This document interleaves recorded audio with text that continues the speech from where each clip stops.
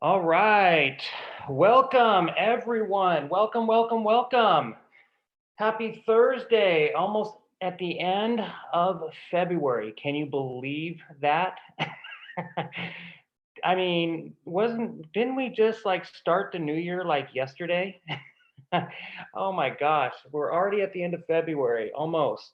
And today is a very special day, which just, it was a coincidence that this happened. Very special day. Today is my son's 9th birthday. So happy birthday, Cody. Happy birthday, buddy. Everyone on here, just give him good thoughts, positive thoughts, and give him some good birthday juju if you would. I would appreciate that. Once again, this is JK. Okay, this is JK. And what am I doing here? What is this all about? This is week one of our week. This is our launch, essentially. It's our launch um, on real estate investing, all things real estate investing. And I have partnered up with Instantland. Actually, to be more accurate, Instantland approached me and asked if I would do this for them. They are the catalyst behind all this. Um, and a few moments later on in this week, I'll tell you more about Instantland and give you some more details. As investors, you're definitely going to want to get to know them. They are going to be a huge part of your overall investment plan, right? So, in short, Instantland is a lending company strictly for real estate investors, residential, commercial development. It's all about investing, right? So if you're looking for an owner occupied loan, we can help you, hook you up with somebody who can help you with that. Our niche is working with investors. And I'll tell you this, there's a reason why I have hooked up with Instantland to do this. And I'll tell you what, again, I'll give you more details as to how this all looks later on in the presentation in a few moments. I will tell you this, I've been working with the owner of Instantland, gosh, I want to say 10 plus years. I want to say easily 10 plus years.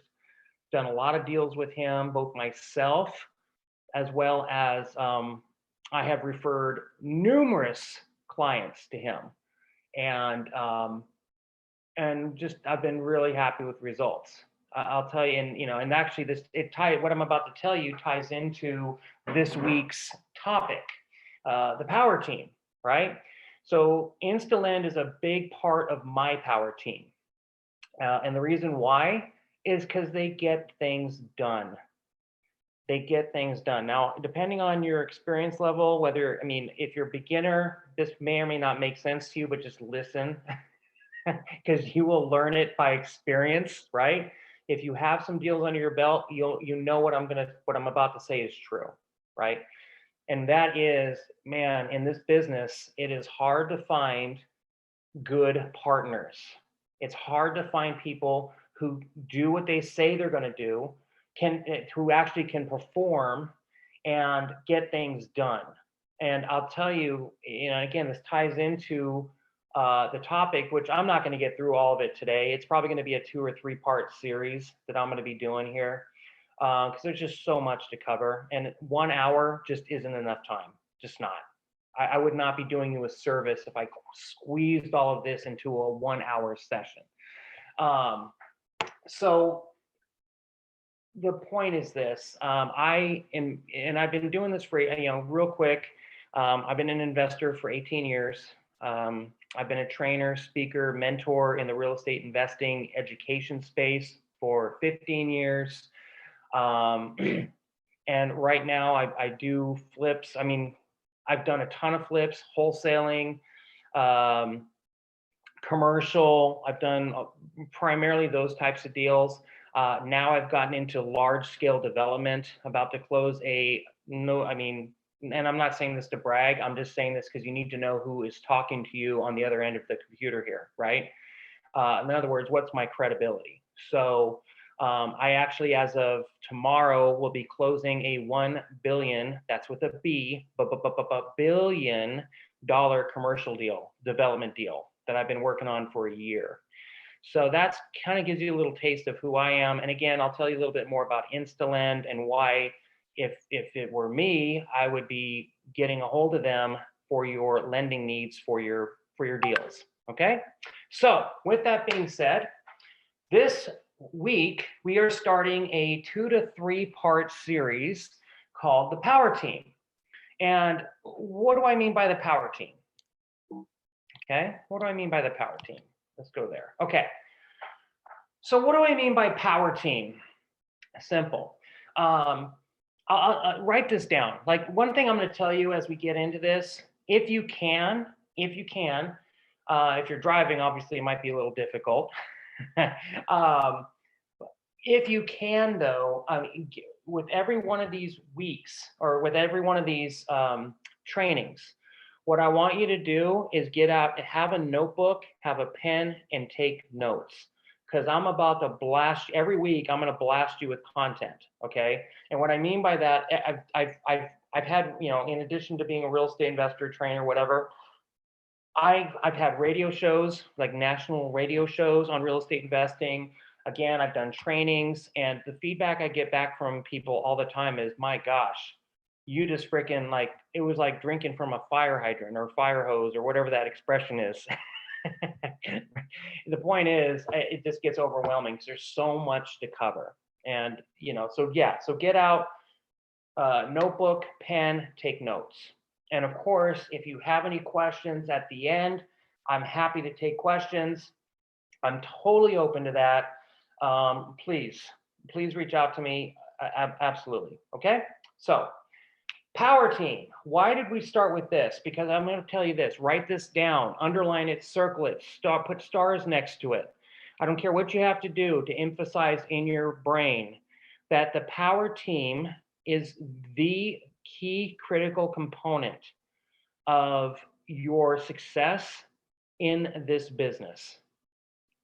I'll say it again. It is the key critical component of your success in this business. What do I mean by that? Well, here's the thing. Whether your goal is to do, you know, 2 or 3 deals a year, or you might be like me. You might be like me in my network. It's like 2 or 3 deals is nice, but I want to do 20, 30, 40, 50 deals a year. Okay, I want to grow this thing to scale. Regardless, you're going to be limited if you are from that old school mentality of, oh, I'm going to do everything myself. You know, I know people like that. They typically tend to have a construction / contracting background, right? So they have this old school mentality of, well, I'm just going to do everything myself. If you want it done right, you have to do it. And I just heard everyone out there in webinar land say, yourself. You finished the sentence, right? So the thing is, that's going to limit you. That is old school thinking, and it's going to limit you. And now, one other thing that you need to understand about me is I do not sugarcoat. I don't fluff. I don't, you know, I'm going to tell it to you like it is. I'm just going to say it like it is. I don't know any other way to do it. Okay. So get used to it. But no, seriously, I do it out of respect. You didn't come on here to listen to fluff. I know that. So I'm not going to give you any. So the bottom line is, regardless of what your goals are, you know, if you're doing everything yourself, you are limiting yourself. And, you know, here's the thing. I know a lot of people. I've done a lot of mentorships over the years. I've done well over 100 mentorships with investors. And when I come across that old school mentality, one of the biggest reasons why someone thinks that they have to do it themselves is because they think they're saving themselves money. You know, they think they're saving money by doing everything themselves. And here's the truth of here's the truth of the matter. No, you're not. No, you're not. And now some of you are sitting there thinking, well, what do you mean? What do you mean? If I'm doing everything myself, I don't have to worry about, you know, paying contractors. I don't have to worry about this. I don't have to worry about that, right? Here's where you're costing yourself money. It's the time value of money. If you're doing everything yourself, I mean, realistically, how many houses can you get through? Now we're talking right now like houses that need to be rehabbed, whether they're flips or rentals or whatever, right? Or even commercial deals. Okay. If you're doing everything yourself, how many houses realistically can you get done in a 12-month period? Think about that for a second. And that's something that only you can answer. But I can tell you, I've seen it firsthand with investors that I've worked with, that when they're doing everything themselves, I mean, it is just a grind. It's a grind. And in the time that it takes them to get one deal done, I've already put like 3 or 4 deals in the pipeline. Why? Because I have a team. Now, who's going to make more money? I mean, they may make more money per house than I do, right? Because, okay, yeah, whatever. They saved on some contractor fees and overhead and all that kind of stuff. Get that, understand that. However, who's making more money in the long run? I am. And who has less stress in the long run? Me. Who's doing less physical work? Who's doing less overall work? Who's putting in less or fewer hours per week? Me, right? Because I have a team in place. So in the time that you did one, I've done 3 or 4. So that's why this is so critical. Now, who is, what, so that's the power. Now the power team, that's the people that you're going to, I want you to think about it this way. Okay, I kind of went backwards. I talked about why it's so important. So let's talk about what is the power team. The power team, look at yourself like this. I want you to see yourself. I want you to envision yourself as the CEO of your company. You're the CEO of your real estate investment company. And I want you to visualize something. Okay, think about Microsoft. Think about some large corporation. Let's talk about Bill Gates, right? And I don't want to get into the political side of things. That's not the point. And I know he's not really involved with Microsoft anymore. However, I want you to envision this for a second. Could you ever envision a situation where Bill Gates is down in the mailroom sorting mail? Of course not. Could you ever envision Bill Gates in one of the call centers making sales calls? Of course not. Why? Because that is a colossal waste of his time. What is his role as the CEO? His role is to oversee operations, like make sure they put the pieces in place, the managers, the employees, put the people in place and let them do the grunt work. And he oversees operations, right? That's what I want you to envision yourself as. You are the CEO, okay? And your power team are the people that you're going to put into place to do the work in the trenches while you oversee the rehab. You oversee management of the tenants. You oversee, the overall operations of the business, right? All right. So let's go to the next slide here. All right. Who is your power team? I want you to write this down. Now, this is where we're going to spend some time on this, because this is like the meat right here. This is the meat and potatoes of your business. Okay. Now, granted, some of you are going to ask me, well, what about a CPA? What about an attorney? What about this? What about a title company? What about, blah, blah, blah. Yes, those are important pieces of the team as well. I'm not arguing that. That is absolutely 1000% true. This is your core right here. This is what you're going to get started with, and then you're going to build from there. Okay, this is your power team. This is your core power team. Now, one of the questions I get often, because those of you who know me know that I invest in several markets around the US. I don't just invest in one city, one state. I'm based here in San Diego. And actually, the funny thing is, I'm based here in San Diego, and I only do maybe 1 or 2 deals a year in my own backyard. Why? Because the numbers don't make sense here. So most of my deals are all over the country. Now, so with that being said, a lot of my investors ask the question, well, do you just have one power team that goes to all these different markets to do the work?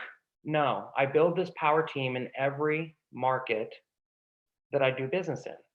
For example, I do a lot of business in Indianapolis. I do a lot of business in Kansas City, Missouri. I do a lot of business in Chicago. I do a lot, in other words, in case you haven't figured it out by now, I do a lot of business in the Midwest. Let's just leave it at that, right? So each one of those markets, I have a team in place, and this is that team. Okay, so let's go through this. Let's go through this list here. Now, what I'm going to do is I'm going to tell you about each one of these pieces of the team. I'm going to tell you how to maximize their talents, okay? Because every single person on this list is immensely talented, immensely talented. And I'll tell you why. Because they're the ones that are doing, again, they're the experts that are doing the work. You know, one of my mentors, one of my earliest mentors taught me something that has always stuck with me in this business. And what he told me was, he's like, Jay, he's like, think about it this way. He goes, to be uber successful in this business, like to be, just wildly successful in this business, you need to live by the following principle. You need to know a little about a lot. Okay, think about that. What did I just say? You need to know a little about a lot. Therefore, you need to surround yourself with people who know a lot about a little. Now that sounds kind of silly, but think about this for a second, right? I'll give you an example. I do not have a construction background. I don't know how to fix anything, even in my own house. If I have a leaky faucet and I try to fix it myself, I'm only going to make it worse. Guess what I do? Guess what my technique is to fix a leaky faucet? It's called a phone. Call a plumber, get him out here, let him do it. He's the expert. That's not my job. And it applies to this business. Okay, surround yourself with people who are experts at their niche. And again, all you do is oversee operations. That's what you're doing. You're managing your team. That's it.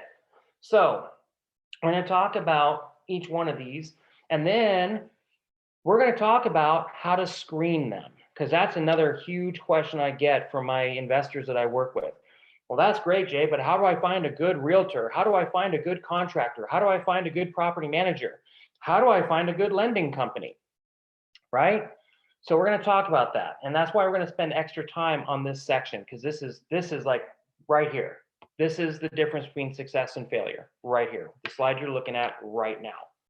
So number one is your realtor, and I put realtor / wholesaler. What I want you to write down next to realtor / wholesaler is I want you to put in parentheses your acquisitions team. This is your acquisitions team. Okay. Why do I put that? Well, here's the thing. There's a lot of different ways to find deals. There's not just like one end all be all way of finding deals. Okay. I mean, I've done everything from door knocking to mailers to, gosh, what have I done? Social media to, and by the way, we're going to talk about this in a future training, like how to find buyers, how to find sellers, all that good stuff. That's all coming in the upcoming weeks. So it's coming. I've done everything I can think of. I've done so many different techniques to find buyers and sellers, right? Well, here's the thing. Why do that when you've got people that can be on your team that are out there in the trenches doing it for you? And that's your realtor and wholesaler. They're your acquisitions team. Now, what are you looking for in a realtor? Well, first of all, so write these down. These are the screening questions you're going to ask when you're talking to any realtor, any market, anywhere in the USA. So number one, I want to know if they're an investor themselves. Write that down. I want to know if they're an investor themselves. But Jay, and before I even get there, the answer better be yes. I only work with realtors who are also active investors, period. But Jay, if they're an investor, aren't they taking all the cherry deals? Aren't they taking all the good deals and leaving you with the rest? No. No. And I understand where that mindset comes from. You have to understand something. There are a lot of deals out there. And I don't care who you're dealing with. There is no way they can take down all of the cherry deals that come across their desk. It's just not going to happen, right? So, I mean, will they take some of them? Sure, of course they would. I mean, I would, right? However, I mean, there's plenty of deals to go around. So why do I want them to be an investor? Simple, because I want them to understand what I'm trying to accomplish. I'm going to tell you right now, if you haven't learned this yet, you will learn this. You'll learn it the hard way unless you listen. Listen to what I'm saying, be coachable, do what I say. There'll still be a percentage of you that will kind of go off and do your own thing, and then you're going to learn what I'm about to tell you. And that is, oh gosh, if I had to put a number to it, I would say at least 90% of realtors out there have no clue how to work with investors. No clue, none. They are, picture if you will, like you see the word in your mind, put like in like bold letters above like whatever, the words real estate, right? Real estate. Now below that, there's like two branches coming off that word real estate. There's retail, I call it retail real estate. Okay, so there's retail real estate, and there's investment real estate. And I got to tell you, I'm going to tell you right now, those are completely different strategies. Retail real estate is like they're going to find you a home to live in, right? They're going to find you the pretty house, the white picket fence, and this, that, and the other, whatever. That's great if you're looking for a house to live in. That's not so great if you're looking for an investment, right? In most cases, I mean, sometimes you come across a house that is actually just picture perfect, move in ready, and it's actually a good investment. I mean, it does happen, but more times than not, you're going to live by the following motto, if you will. You're going to live by the following motto: the uglier, the better. The uglier, the better. Why? Because that is where the value is created. And only a realtor who's also an investor will understand that. And I've learned this from personal experience, folks. I'm telling you, I've learned this from personal experience. Don't make the mistakes that I made and waste a whole bunch of time with people who have no idea what it is you're looking to do.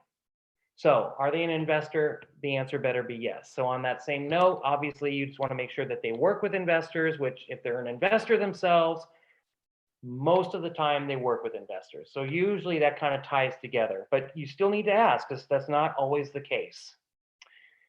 Next thing you want to ask them, what is their niche? What is their niche? Okay. Why do I say that? Well, what I've learned in my 18 years in this business is if they're an investor, they work with investors, a lot of these realtors have developed a niche as to what they kind of specialize in, if you will. I'll give you an example. I'll give you a perfect example of this. I've got a broker that I work with out of the Chicago, Indiana area. Like he's kind of southwest, well, he's northwest Indiana, like he's right on the border of Chicago, Indiana, okay? He's an investor, both residential, commercial. He's actually a business partner now, but I mean, when I first met him, he owns his own brokerage as a real estate investor. He has a lending company for investors. And he also owns a construction company and a property management company. So what has he done? It's brilliant what he's done. He has created an all-in-one shop, like an all-in-one stop shop for investors. That's his niche. And his niche, and to take it one step further, is he does Chicago, and he does specific neighborhoods in Chicago. Okay, he's not just all over the city. He specializes in specific areas, and he has his reasons why. And his other area is Florida. He does different parts of Florida. That's his territory. That's his niche. And take it one step further. While he does do flips and he does do single family rentals and things like that, his real area of expertise is large multifamily, apartment buildings. Okay, that is his like area of specialty. So that's his niche.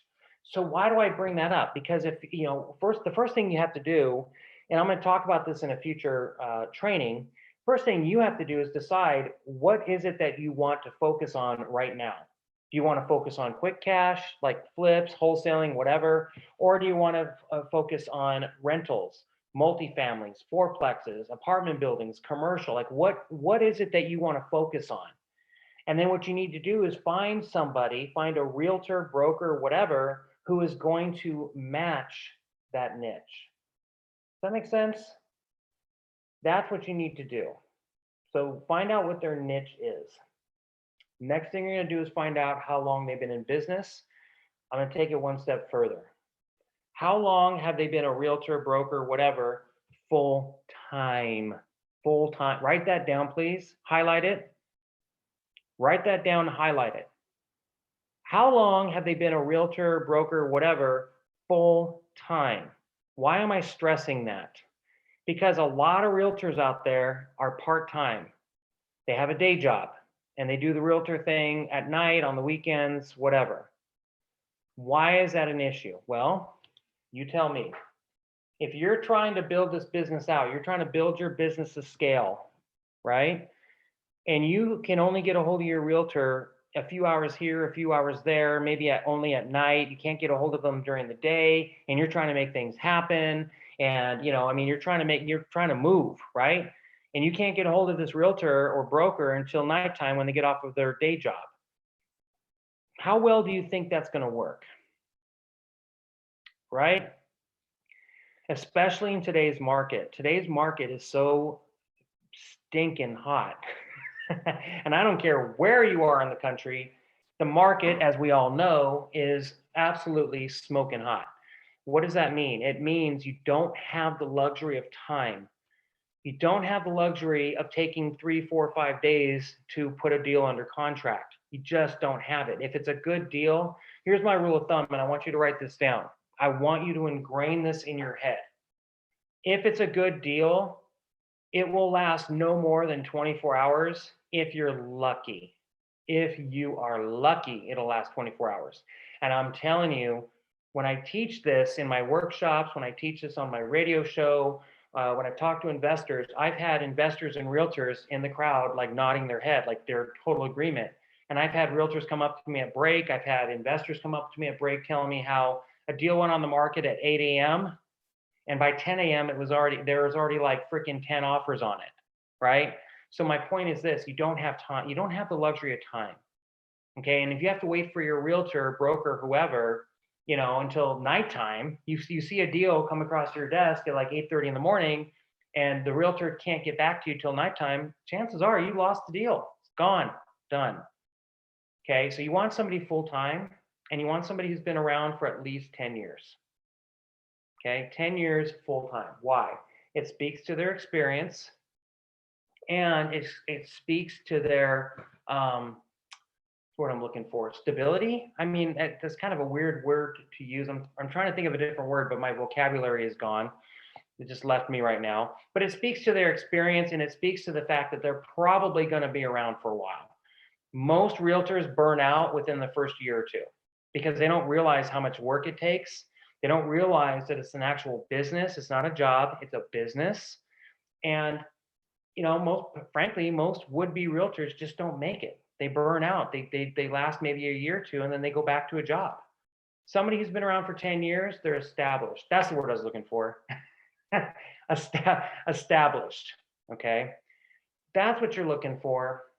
And then finally, the last question is, if Mr. and Mrs. Realtor, right? Mr. Ms., Mrs. whatever. If we decide to work together, if it looks good, can you refer me to a contractor? Can you refer me to an inspector? Can you refer me to a property manager? Do you have hard money lenders you work with, right? Those are questions you should be asking. Why? Because one of the things I haven't said yet, and I'm going to tell you right now, the way you're going to build this team is not randomly. You're not just going to go on Yelp or any of those other websites. I can't even think of the web. I know there's like websites for contractors and things like that. Like for the life of me, I think one of them is called Angie's List or something like that. As you can tell, as you can probably tell, I don't use those as resources. It's the same to me. It's the same thing as, back in the day when we had the yellow pages. Kind of dating myself a little bit. um, it's kind of like the equivalent of just kind of randomly picking someone out of the phone book or out of Yelp or out of whatever and taking your chances. I mean, to me, that's gambling. And if I want to gamble, I'm going to go to Vegas and at least have fun with it, right? So, so here's the thing: your team is going to be referral based. Period. Your team's going to be referral based. For example, I will be the first one to tell you that if you're looking for a hard money lender, I would absolutely refer Instantland to you. And by the way, I don't take that lightly. I've been in this business a long time, and I'll tell you from experience, 18 years in this business, your reputation, your name means everything. Everything. And I'm going to tell you something else. As big as the US is, man, this business is a very small circle. You'd be surprised after you've been in this business for a while, you'd be surprised at the people who know people know the same people, even though they don't even live anywhere close in the same state. I mean, I'm talking like all over the country, people know each other in this network. Okay. So my point is, if I'm referring like a lender to you, if I'm referring a contractor to you, I'm feeling pretty confident, right? I'm feeling pretty darn confident that they're going to do a good job. Otherwise, I'm not going to put my name to them. I'm not going to associate with them, period. Why? Because if it goes bad, guess who you're going to be calling? You're going to be calling me. You're going to be calling me, and what the heck happened? Blah, blah, blah. I mean, you're going to be mad, and rightfully so. So this is a referral business. And so a realtor who works with investors, right, and is an investor him or herself, they should already have this team in place for their clients. Back long in the day when I lived in Vegas, I was a realtor for 3 years and I only worked with investors. Why? Because I was an investor. And so I had these people on my team. I had them on my team. And whenever I worked with an investor and they came to me and said, hey man, do you have a good contractor? Do you have a good property manager? Do you have a good inspector? Yeah, I do. Here's a name and number. Go for it. Tell them Jay sent you, right?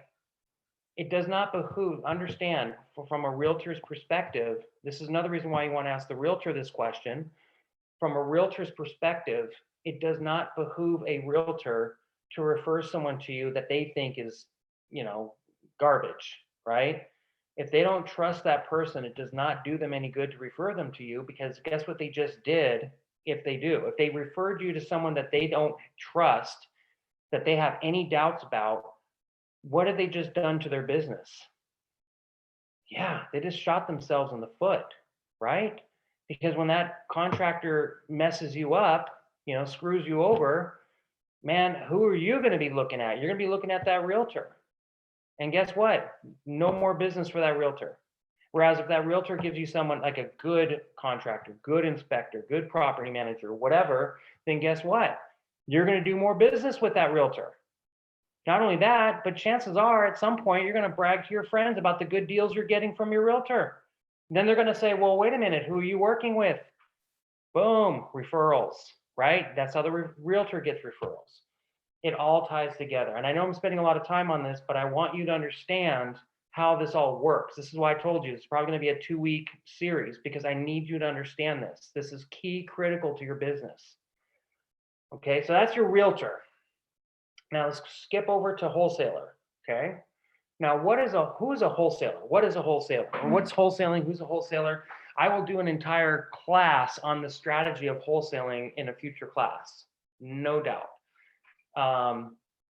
It's one of the quickest, easiest, I should say, not easy, nothing's easy, but it's one of the easier strategies to get started with. And it requires none of your own money and none of your own credit, and it's very low risk. And you would be surprised at how much money you can make on wholesaling. I'll give you a little taste, and then, like I said, we'll cover that in a later class. That $1 billion deal that I'm closing tomorrow, that I told you about earlier, that development deal, that is a wholesale deal, folks. That is a wholesale deal. I'm closing a $1 billion deal tomorrow, and I've used zero. I'm not kidding. Hand up to God. I have used zero of my own money to make the deal happen. And I'm going to be pulling in 8 figures on the deal within the next 30 days. And that is now, it's a more of a complicated type of wholesale deal. However, it's a wholesale deal. I want you to think big. Think big. And by the way, I haven't used any of my credit. Doesn't matter what my credit score is. I'm not buying it. I just wholesaled it. Okay. And I'm making that kind of money on the deal. I want you to think big. Now, wholesalers. Wholesalers are simply individuals that are finding distressed properties, distressed sellers. Actually, it's more distressed sellers. There's no such thing as a distressed property. I mean, there's properties that need rehab, but one of my mentors taught me there's no such thing as a distressed property. The reason why you're going to get it at a good deal is because it's a distressed seller. Excuse me. Okay. So what they do is they put the property under contract with the seller at a hugely discounted price. Then they turn around and it's called an assignment of contract. Essentially what they're doing is they're selling the contract to you for what they call a wholesale fee. Now, what is the average wholesale fee? If it's a residential deal, typically it's somewhere between 5 and 10 grand. If it's commercial, it can be 10, 20, 30, 40, 50 and up on average. If it's a huge deal, then it goes from there, okay? But just understand that's how it works. So they go out, they find the deals, they put them under contract with the seller, and then they sell the contract to you for a fee. That's wholesaling, okay? Again, they call it an assignment fee, assignment of contract. Here's the thing about wholesalers you need, and there, by the way, wholesalers are a dime a dozen. I've done wholesaling. In fact, like I said, I'm closing the biggest wholesale deal I think I'll ever do in my life tomorrow. And I've done hundreds of wholesale deals in my 18 years. Wholesalers are a dime a dozen. So here's the thing you need to pay attention to when you're talking to wholesalers. Okay, they bring you a deal or a potential deal. Here's what you need to understand. You need to understand that 95% of the time, if not more, probably closer to 98% of the time, the wholesaler is going to do the following. They're going to overinflate the after rehab value, or what we call ARV. Okay, ARV refers to what is the price, like what can you sell the house for when it's rehabbed and ready to move in. Okay, that's the after rehab value. Okay, so what they typically do, wholesalers do this all the time. They will overinflate the ARV. In other words, they'll tell you it's higher than it really is. And they will devalue, or they'll underestimate the amount of rehab that needs to be done. So they'll say like, oh, it only needs like 40,000 of rehab, right? And then your contractor goes in there and he's like, are you out of your mind? This thing needs at least 60, 65. So why do I share that with you? Because here's the thing. If you're dealing with a wholesaler, you need to make sure you do. This is true of anything, whether it's a realtor or wholesaler, it doesn't matter. At the end of the day, understand something. I don't care if it's me wholesaling you a property, right? I don't care. It is you as the professional investor, it is your responsibility to perform whatever due diligence you need to perform to make sure to confirm, verify, you know, the old expression, right? Trust but verify. So trust, then verify. It is up to you to verify those numbers. So when you get a lead from a wholesaler and you see the numbers they're giving you, you need to verify that before you move forward. How do you do that? Boom, tie it back to the realtor, okay? And then the other parts of your team.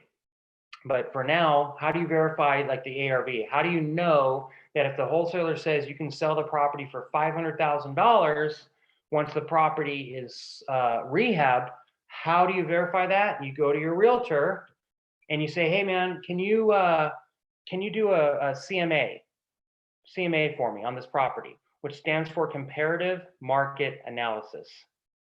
Comparative market analysis, which is a fancy way of saying comps, sales comps, comparables.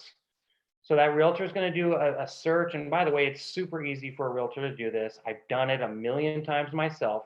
It takes like, I don't know, depending on the situation, I can rattle one off in 10, 20 minutes, easy. Okay, it's not hard.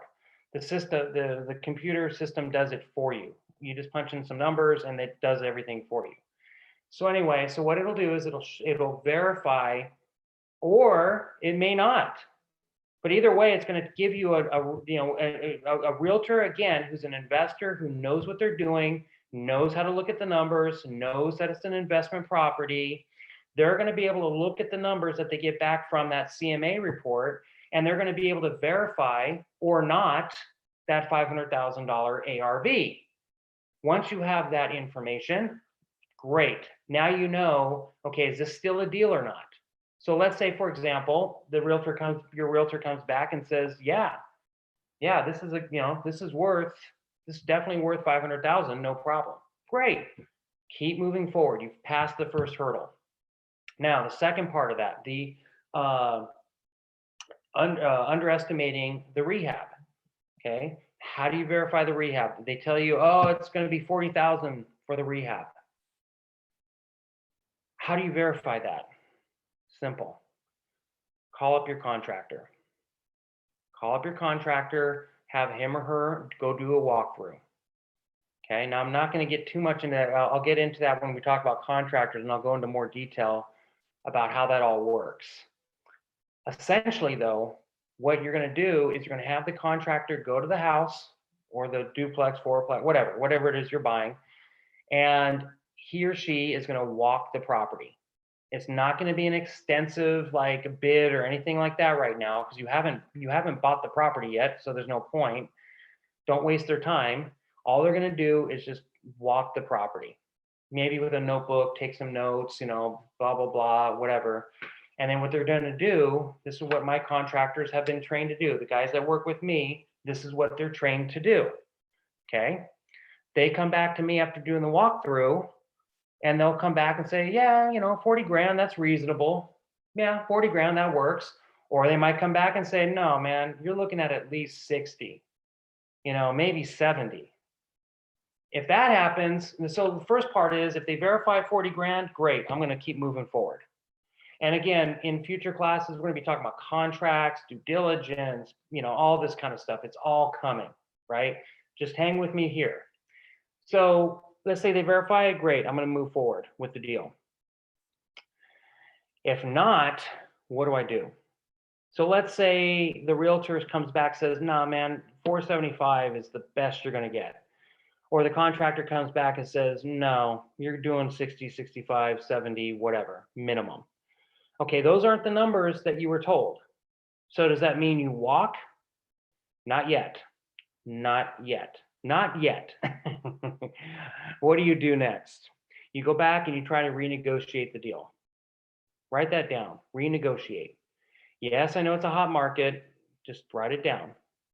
Because I get that pushback. But Jay, they're not going to lower their price. It's a hot market. They're not going to lower their price. Really? How do you know? I've had sellers drop their price big time. I'm buying a piece of land in Texas right now, 80 acres, and I'm going to wholesale it. Okay, the guy wanted 1.2. No, I'm sorry, he wanted 1.4. Got him down to 1.2. $200,000 difference. Why? Because I asked. You want one of the biggest, most effective techniques in all of real estate investing? It's called ask. I asked. If you don't ask, the answer is always no, period. So anyway, so you go back and try to renegotiate. Now, what if the seller won't renegotiate to a price that you can do? Either they just say no, or they don't lower it enough to make the numbers work. What do? Well, you cancel the deal. That's it. And you walk. But at least you did your research and you know. You did your research and you know, period. Okay? That's how you handle wholesalers. Oh, and one other thing about wholesalers I want to tell you. A lot of wholesalers are going to tell you that the earnest money deposit is non-refundable. Now, in any real estate contract, you have what's called the earnest money deposit, or you'll hear it referred to as EMD. That is legal term for that is consideration for the contract. You need to have some form of consideration to make the contract legal. Now, does it have to be cash? No. You'd be surprised at some of the things that I've seen people bring to the table for the consideration for the contract. Let's just leave it at the fact that it wasn't always money as part of their offer. But I will tell you, like 99% of the time in this business, it's money. I mean, it's very rare you're going to see anything else. So if you're dealing with a realtor, more like 99% of the time, especially if they're using their realtor contract, there's going to be an inspection period. Okay, so you can put up the earnest money deposit. How much is that deposit? Depends on the deal. There's no standard. Although I can tell you that in the Midwest, typically it's somewhere between 500 to 2,000 bucks. Typically, I've seen higher, I've seen lower. Okay, in states like California, it tends to be 3% of the purchase price, or the whatever you're offering. Again, but you can offer whatever you want. Just understand, it's not written in stone. There is no legal, there's no law out there that says you have to offer a certain minimum for the earnest money deposit. Just understand that. Now, with a realtor, it's going to be refundable as long as you cancel the deal within the due diligence period, which is on every realtor contract in all 50 states. It's standard language in the contract. Okay. With your wholesalers, on the other hand, a lot of them will say that once you give me the deposit, it is non-refundable. Does that mean you can't do the deal? No, it just means that you have to do your due diligence before you put it under contract. With a realtor, you can wait till after. Okay, and actually I would recommend you do that in a market like this. If you find a hot deal, and this is where I get a lot, I mean, it's funny, I see a lot of investors, both seasoned and beginners, hesitate. And I don't know why. I really don't understand why. Because truly savvy investors know that in a hot market, deals don't, like I said, how long do deals last? What did I say earlier? How long do deals last if they're hot, if they're a good deal? 24 hours if you're lucky, right? So if you're going to sit there and you're one of those people that's going to analyze the deal for like 5 days straight before you decide, before you make a decision, right? Or as I call it, analysis paralysis. By the time you call the realtor back, say, okay, I'm ready to write an offer, the realtor's going to come back and say, man, that deal long gone. Here's the thing. If it's a hot deal, truly savvy investors we call it tying it up. Tie it up. What does that mean? It means put it under contract. Make your offer, get it accepted, put it under contract, put in your earnest money deposit. Especially if it's in the Midwest or something like that, it's usually like 500 bucks, 1,000 bucks. Who cares? Okay. It's not going to make or break you. And again, because it's a realtor contract, it's refundable within the due diligence period. So as long as you cancel, so now you have this time period to do your diligence, verify all the numbers that you've been given to make sure that this is a deal that's going to work. And if it does, great, keep moving forward. That earnest money deposit just gets applied towards the purchase price at close anyway. It's a deposit towards the purchase. It's not extra. So who cares, right? You would be paying it anyway. So if you decide you like the deal, you move forward, you close it, all good. If you don't, or the numbers change when you verify the numbers, or it's not what you were told, which happens all the time, then what you do is you cancel. And as long as you cancel within the due diligence period, you get your earnest money deposit back. So no harm, no foul. So what I'm going to tell you, this is kind of a sidebar, but I'm just, again, with these webinars, I'm going to try to blast you with as much information as I can, my 18 years experience. I'm going to tell you that, if you see something that looks good, tie it up. Because if you don't, somebody else will, and you'll lose it. And after that's happened to you a handful of times, you're going to start getting frustrated. It just is what it is. Okay.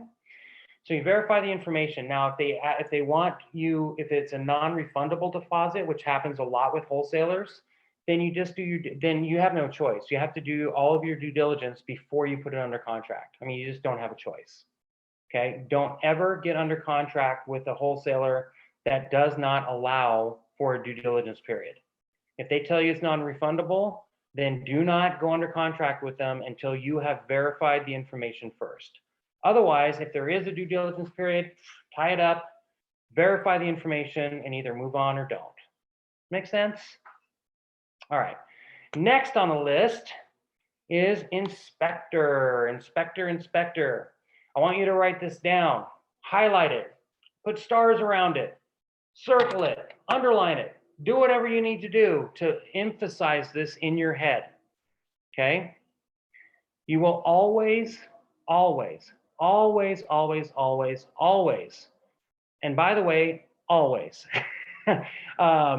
get a home inspection or a property inspection on every property you buy.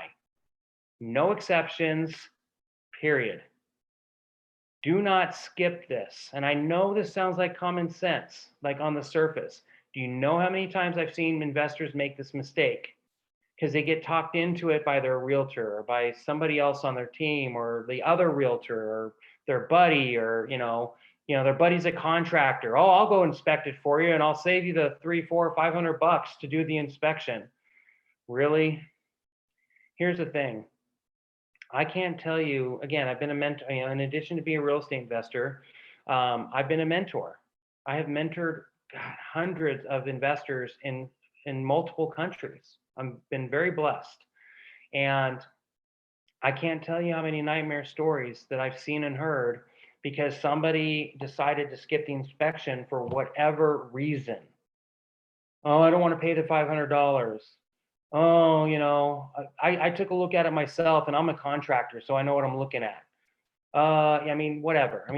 My realtor said it really isn't necessary. Stuff like that. I've heard it all. And I'm telling you, all it takes is one time. Think about this, $500. You have to look at this as an investor. Investors do not, and entrepreneurs, investors, you got to look at it from a different perspective. A consumer will look at it and go, oh, $500 for an inspection? What if they don't find anything? Seriously, I've had that conversation with people, right? Well, the answer is good. Now you have peace of mind that there's not going to be any surprises when you go to rehab, right? Understand this, investors and entrepreneurs, they see everything from a perspective of ROI. What is my return on investment? So how does that apply to paying a $500 inspection or even more, depending on the size of the house? I don't care. I don't care if it's $1,000. I don't care. I'll pay it. Why? Because investors understand that the return on investment on paying for an inspection is to make sure that you don't have any surprises when the rehab starts. Because I'm going to tell you right now, and I've seen this firsthand. Okay, I've seen this happen time and time again. Somebody gets going with the rehab. They think they're going to pay 50 grand. They raise the 50 grand either through hard money, through Instantland, through a private investor, whatever. They got the money for the rehab, and and they skip the inspection for whatever reason. And as the rehab starts, guess what? Contractors find something that you didn't know was there because you didn't get the inspection done. And that $500 inspection fee just turned into another $15,000, add-on to the rehab, a change order. Oh my gosh. When you're in this business long enough, you will cringe when you hear the words change order. It's going to give you nightmares at night. I'm telling you. I'm telling you. And the way you avoid that, so you tell me, would you rather pay $500 to make sure that you don't have any surprises? Or would you rather just roll the dice? And I'm telling you, if you do that enough times, it's only a matter of time before you come across that house that gives you one of those nice little surprises. I'm telling you, okay? Do not skip this step ever, ever, ever, ever, period. Okay? So what are you looking for now that I've stressed my case? I'll get off my soapbox. What are you looking for with an inspector? I want somebody who's done at least 1,000 inspections. Write this down. You should be writing all this down, by the way. Writing all of this down. You want somebody who has done at least 1,000 inspections, period. Next, I want them to have a construction background. There's a lot of franchises out there that you can literally just go take the home inspection test, which is not hard. I've taken it and I have no construction background and I passed the test. How scary is that, right? I want somebody like for example, my inspector in Vegas, one of the markets that I work, my inspector in Vegas grew up in construction. He and his family have built houses from the ground up. This dude knows houses inside and out. Do you think he might make a good inspector? Yes, right? So 1,000 inspections, construction background, and then the last piece here is, especially if you're doing this out of state, I want them to, I mean, they're gonna take hundreds of pictures of the inside and out of your house. That's just part of the inspection report. What I'm gonna ask them to do, it takes an extra 2 minutes, not a big deal, but it is for you. I'm gonna ask them to take a picture, some pictures of the neighborhood and some pictures of the surrounding neighbors' houses. Why do I do that? Why do you think I do that?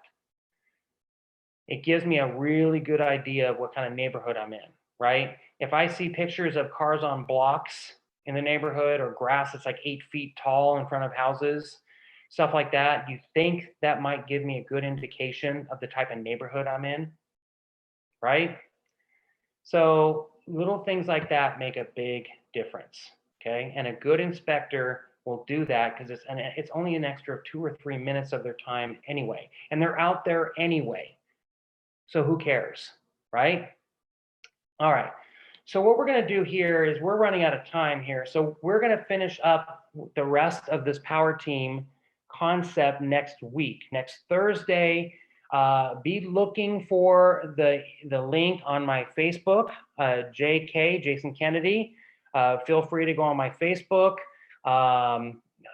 And like I said, on Monday, I'll put the link out. It's probably going to be 11 a.m. Pacific, but I might keep it at 2 p.m. I'm not sure yet. But you'll see it on Facebook. If you are interested, let me just go over here. I know we haven't gotten to this yet. Again, I am able to do this webinar thanks to Instantland. Instantland and I have partnered up on this to offer you the absolute best experience you can possibly have as an investor. Instantland has cutting edge programs for fix and flip, new construction, bridge loans, rental loans. They are highly competitive as far as their rates, terms, and points. I know because I've worked, I mean, there's 100 out there. I mean, I've seen 100 of them out there, and here I am with Instantland. Think about that, right? So if it's something you want to know more about, or you want to you have a deal you want them to look at, or you want to get started with the loan process or whatever, here's the link right here, okay? Click on this link, and the reason why I want you to do this, here's something else we've done. We've offered some special pricing as far as like the pricing of the loan, you know, a little discount for you to go with us, you know, obviously an incentive to go with us, and it's a win-win, okay? So click on that, it'll take you to an online application, super simple. It'll take you 5 minutes to fill it out, and you know we'll work with you and we'll get you going. I mean, we'll get you going on your path, and you know get you some money, and I mean it's all good. That's what this is all about, right? So next week we're going to finish up the power team, and then I'm going to introduce a new component to this webinar. I'm going to start bringing you guys live deals. Actual live deals that you can pick up now. They're not examples, they're not theory. I mean, let's do something, right? What's the best way to learn is to do it. So I'm gonna start bringing live deals as an opportunity for you to, you know, let's learn and let's make money at the same time. Why not? All right. So thank you all for attending. This is JK and again, thank you to Instantland for allowing me to come on. If you have any questions, feel free to click on that link, fill out the application. They will contact you and they'll be happy to help you. All right. Until then, have a fantastic week. Have a fantastic weekend. Until next time.